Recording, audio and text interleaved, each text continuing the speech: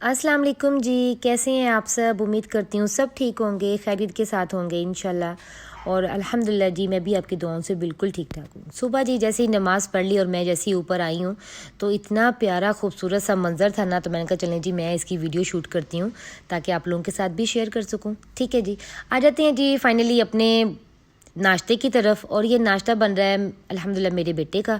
आज यान्ने का मम्मा काफ़ी दिन हो गया आपने वल्लो वाला क्रिस्पी पराठा नहीं बनाया। मैंने कहा चलें जी, इसमें कोई देर लगती है, मैं फटाफट बना देती हूँ। ये इतना क्रिस्पी पराठा होता है और इतना मज़ेदार होता है ना।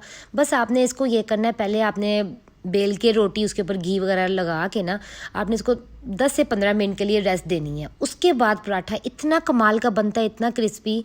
और अगर आप ये नमक वाला पराठा बनाते हैं ना और चाय के साथ खाते हैं तो फिर तो मज़ा ही डबल हो जाता है, बड़ा ही कमाल का। कभी कभी चाय पराठा भी खा लेना चाहिए, अच्छी बात होती है। तो जी जैसे मैंने वो पेड़े बना के रख दिए थे ना, तो यहाँ पे मैं बना रही थी ऑमलेट। ये हस्बैंड का फेवरेट ऑमलेट है और इसमें कोई कमी पेशी हो गई तो वो सुबह नाश्ता नहीं करेंगे। तो इसलिए जब मैं ये बनाती हूँ ना तो इसमें मैं वीडियो ज़रा कम ही बनाती हूँ, क्योंकि अगर उनका सुबह का नाश्ता अच्छा नहीं होता तो उनका मूड अच्छा नहीं होता, तो वो जब घर भी आते हैं ना शाम को तो फिर उसी मूड में ही आते हैं।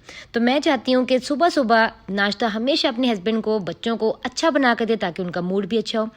ठीक है जी, जैसे मैंने वो बना लिया, ऑमलेट का मिक्सचर बना के साइड पे रख दिया। और साथ ही जी मैं यहाँ पे बना रही थी बच्चों के लिए नाश्ता। तो यहाँ पे मैंने पेड़े को ना, मैंने कभी भी बेलन से नहीं बेलना, ठीक है, मैंने इसको हाथ से ही बेलना है और बस जी मैंने पराठा बना लेना है। तो आज का ना मैं टॉपिक भी आपके साथ शेयर करती हूँ। मेरा दिल था कि आप यूट्यूब पे बैठते हो, जब यूट्यूब के ऊपर ज़ाहिर बात आप व्लॉग देखते हो, वीडियो देखते हो, तो मेरी ज़्यादा से ज़्यादा कोशिश होती है एक तो मैं आपको अच्छी से अच्छी कोई आपके पास बात शेयर करूँ आपके साथ। ठीक है, क्योंकि आपका टाइम वेस्ट ना हो। सब लोग घरों की सफाइयाँ करते हैं, सब बहुत अच्छे अच्छे खाने भी बना लेते हैं। मैं आपको अगर कोई चीज़ सिखा रही हूँ तो अच्छी सिखाऊँ, ईजी सिखाऊँ, जो हर इंसान अफोर्ड कर सके और बना सके। ज़्यादातर कोशिश मेरी ये होती है। और सेकंड, अगर आप मुझे इतना टाइम दे रहे हो मेरी वीडियो के ऊपर, तो मेरी कोशिश होती है कि मैं वो चीज़ आपके साथ शेयर करूं जो अच्छी हो, जिससे आपको बहुत ज़्यादा फ़ायदा हो। ठीक है, तो इसीलिए ना आज मैं आपके साथ एक बहुत ही प्यारा सा एक टॉपिक शेयर करने वाली हूँ कि मैं आजकल ना लोग बहुत ज़्यादा परेशान हैं। तो मैं उनको कहना चाहती हूँ, जब आप लोगों के बड़े बड़े घर देख के परेशान होते हैं ना, तो बिल्कुल भी परेशान ना हो। क्योंकि इंसान बहुत बड़े बड़े घर तो बना लेता है, बहुत कुछ कर लेता है, उसमें उसमें फर्नीचर भी बहुत महंगा, कॉस्टली, पेंट, हर चीज़ जो उसका शौक़ होता है वो कर लेता है, मगर वो अपने दिल की जो दुनिया होती है ना उसको आबाद नहीं कर पाता है। कभी आपने सोचा है कि जो अमीर ज़्यादा लोग होते हैं वो भी बड़े परेशान होते हैं तो वो अपनी जो दिल की दुनिया ना वो आबाद नहीं कर पाता। तो आपको पता है दिल की दुनिया आबाद कैसे होती है? हमेशा खिदमत करने से, अल्लाह की रज़ा की खातिर खिदमत करने से। ठीक है, और जब भी आपके पास कोई आता है, फॉर एग्ज़ाम्पल कि आपके पास कोई परेशान, कोई अपना जैसे कोई अपना कोई दुख लेके, कोई परेशानी लेके आता है आपके पास, तो मेरी रिक्वेस्ट है आप उसको टाइम दें, उसको गौर से बैठ के सुने। और जो भी आता है ना, बेशक चाहे वो आपका कोई रिलेटिव हो, कोई आपका नेबर हो, कोई फ्रेंड हो, कोई भी हो, इवन कि जो मेरी बाजी आती हैं वो कोई बात करती हैं तो मैं उनको भी टाइम देती हूँ, उनकी भी बड़े आराम से बात सुनूंगी, फिर उनको समझाऊंगी कि नहीं बाजी अब इस तरीके से कर लें। तो ये भी एक बड़ी अच्छी चीज़ है, ये करने से ना आपके दिल को बड़ा सुकून मिलेगा। ये बातें सुनने में बहुत छोटी लगती हैं कि ये करने से, नहीं, कभी आप करके देखें, आपकी लाइफ ही चेंज हो जाएगी। और मैं कहती हूँ कभी भी ना किसी को किसी मकसद के लिए ना मिलें काइंडली। जब आप किसी मकसद के लिए इसको करते ना कि हाँ ये आ गया मेरे पास टेंशन सुनाने तो इसको क्या सुनना, छोड़ो परे, नहीं, ये बहुत बुरी बात होती है।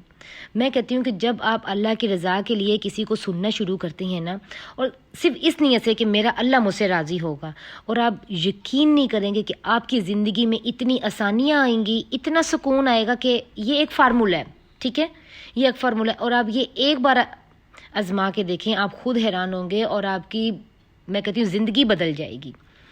जो मैं चीज़ अडॉप्ट करती हूँ ना, वो मेरी बहुत कोशिश होती है कि मैं आप तक भी वो पहुँचाऊँ। क्योंकि मैं कहती हूँ आजकल जो दुनिया में जिस चीज़ की कमी है ना, वो सुकून की है। ज़िंदगियों में सुकून नहीं है। इवन कि ये देख लें, जैसे भी मेरे हस्बैंड हैं, वो सुबह जाते हैं और जब शाम को आते हैं तो मैं उनसे पूछती हूँ, अज़र आपने कौन कौन सी नमाज़ पढ़ी है, सारी नमाज़ें पढ़ी हैं, कोई नमाज़ छोड़ी तो नहीं है। इस तरह क्यों पूछती हूँ? क्योंकि मैं अपने हस्बैंड को बार बार कहती हूँ कि जब जब एक मर्द होता है ना वो घर से बाहर निकलता है तो वो क्यों निकलता है? भी हाँ भी हम पैसे कमाने के लिए। सिर्फ पैसे आएंगे, कुछ खाएंगे, कुछ बनेंगे और हम अमीर होंगे, ठीक है ना। अमीरी के लिए भी होते हैं पैसे, ठीक है। तो मैं कहती हूँ हमें इतनी सेंस ही नहीं है कि जो पैसा और दौलत, जो सब कुछ सुकून वगैरह है ना, वो तो हमारी नमाज में है। और हम नमाज को छोड़ के और हम दुनिया के पीछे भाग रहे हैं। भी हमने कमाना है, हमने कमाना है, हम कमाने के लिए बाहर जा रहे हैं। भी हमने उसको टाइम देना है, हमने यहाँ पे अपने कारोबार को टाइम देना है, अपनी जॉब को टाइम देना है।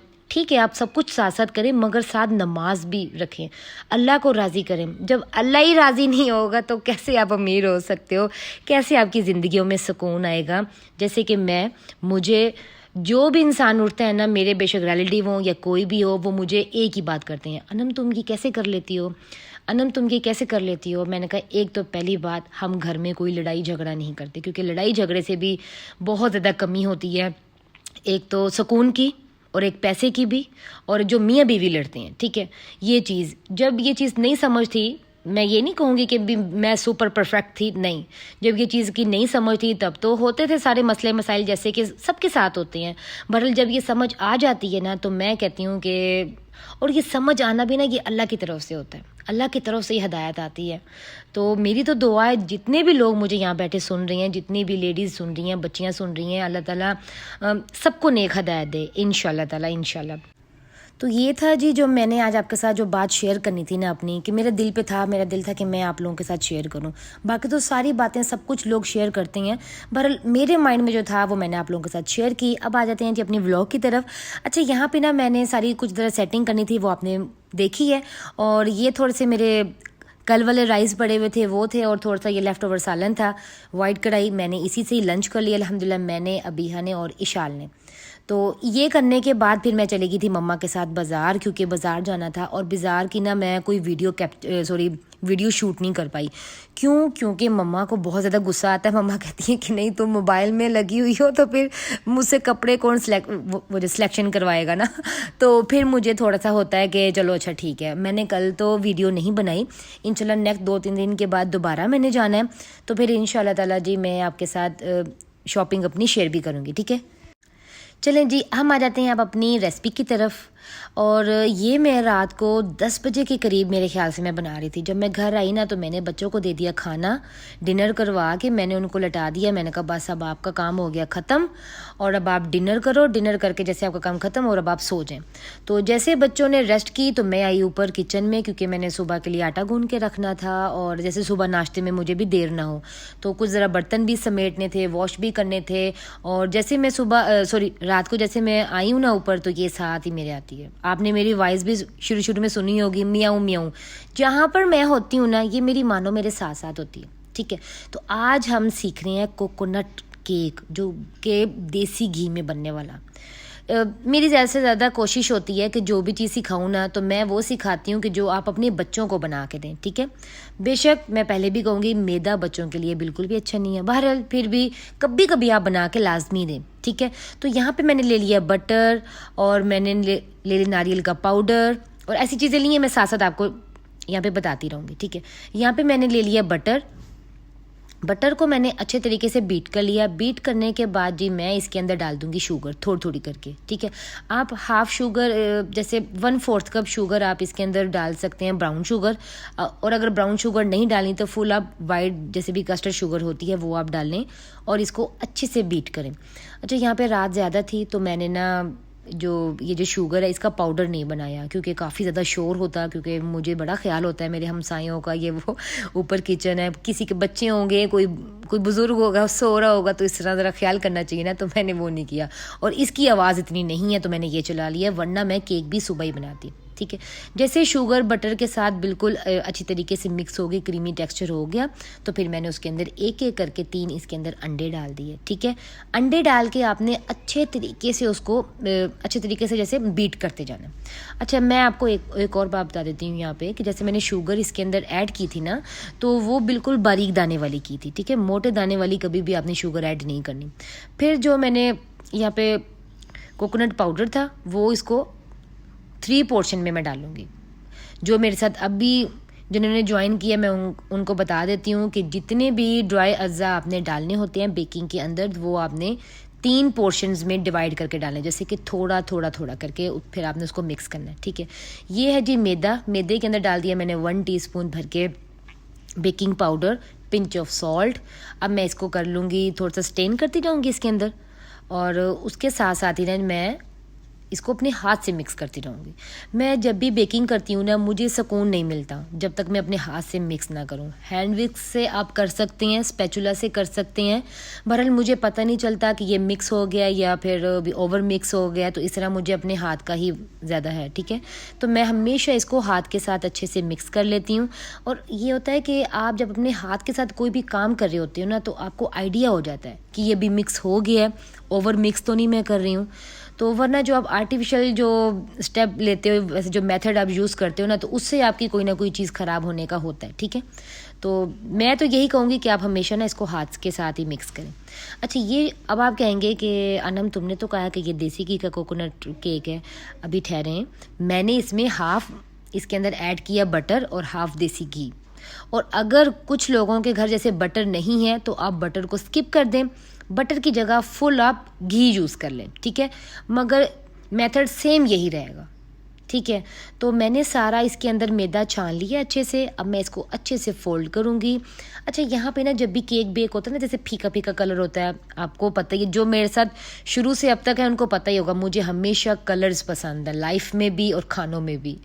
तो मैं फिर इसमें थोड़ा सा ना डालूँगी फूड कलर, और यहाँ पे मैंने 2 टेबलस्पून भर के देसी घी ले लिया। ये देखिए, देसी घी बिल्कुल भी ज़ाया नहीं करना, भी बहुत महंगा है, बहरहाल मैं तो अपने घर में खुद निकालती हूँ फिर भी बहुत महंगा है, क्योंकि सर्दियों में तो लेना पड़ता है ना, तो इसलिए मुझे पता है। तो इसको मैं अच्छे से कर लूँगी मिक्स, और मिक्स करने के बाद आपने 8x8 पैन लेना है, और उसके ऊपर आपने लगा देना बटर पेपर। बटर पेपर के ऊपर मैंने, अच्छा बताऊँ यहाँ पे क्या किया, मैंने ना नीचे नारियल पाउडर लगा दिया, और उसके ऊपर मैंने लगा दिए आलमंड, बादाम लगा दिए। बादाम लगाने के बाद मैंने कहा कि ये हिले ना, तो मैंने थोड़ा थोड़ा ना उसके ऊपर पहले डाल दिया, उसके बाद सारा डाल के मैंने इसको सेट करके बेक करने के लिए रख दिया।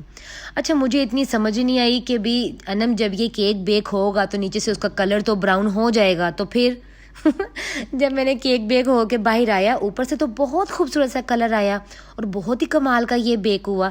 इसका जो फाइनल जो रिज़ल्ट है ना, जो कट करके जो मैं दिखाऊंगी, वो मैं आपको दिखाऊंगी कल, क्योंकि ये मैंने स्पेशली अपनी मम्मा के लिए बनाया, क्योंकि मेरी मम्मा आ रही हैं, तो मैंने घर आ रही हैं मेरे, ठीक है, कल, क्योंकि अब हमने दोबारा बाज़ार जाना है ना, इसलिए।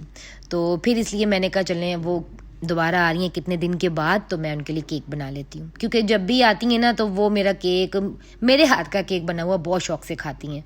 तो ये अब मैं इस वक्त हैरान थी कि हैं मेरे बादाम कहाँ गए तो फिर आपने ये गलती कभी नहीं करनी, जो मैं नेक्स्ट प्रोसेस कर रही हूँ ना, सेम आपने वैसा ही करना है, ठीक है। यहाँ पे मैंने क्या किया, मैंने कहा कोई बात नहीं, अगर मेरे बादाम छुप गए हैं तो कोई बात नहीं, कोई टेंशन वाली बात ही नहीं है। फिर मैंने जल्दी से ना शहद, हनी मैंने जल्दी से गर्म किया, गर्म करके, क्योंकि वो थोड़ा सा ज़रा ज़्यादा मेल्ट हो जाता है, थोड़ा सा ज़रा ऐसे तो ना, वैसे बहुत ज़्यादा वो थिक होता है ना, तो वो नहीं लगेगा इजीली। अगर आप मेल्ट करते हो उसे, तो वो थोड़ा सा ज़रा सॉफ्ट हो जाता है और फटाफट लग जाता है, रनी फॉर्म में हो जाता है। तो मैंने यहाँ पे लगा दिया पूरे इसके ऊपर हनी, जो कि हनी का जो फ्लेवर आएगा ना इसके साथ, कमाल है, कमाल का फ्लेवर होगा। और मैंने फिर क्या किया, मैंने आलमंड्स के सेंटर से कट कर करके मैंने यहाँ इसको डेकोरेट किया, उसके ऊपर थोड़ा सा मैंने डाला नारियल का पाउडर, छिड़का इसकी खूबसूरती बढ़ाने के लिए, इसको थोड़े से 4 चांद लगाने के लिए इतना मज़ेदार बना ना, आप एक बार बनाएंगे और आप ये बना के ना मेहमानों को तो छोड़ें, आप बच्चों के सामने रखेंगे और बच्चे और आपके हस्बैंड इतने खुश हो जाएंगे ना कि बस आपकी तारीफ़ें होंगी इंशाल्लाह। आपने ये लाजमी ट्राई करना है। जैसे कि मैंने पहले ही बताया कि मेरी कोशिश होती है मैं आपके साथ अच्छी से अच्छी या तो कोई बात शेयर करूं, या कोई अच्छी से अच्छी कोई रेसिपी अच्छी सी शेयर करूं, ताकि आपका टाइम वेस्ट ना हो। आप जब आप मुझे टाइम देंगे ना, तो कुछ ना कुछ सीखेंगे इंशाल्लाह। और ये था जी मेरा आज का व्लॉग, उम्मीद करती हूँ आपको पसंद आया होगा। ओके जी, अल्लाह हाफिज़, कल मिलते हैं न्यू व्लॉग में। ओके जी, बाय बाय।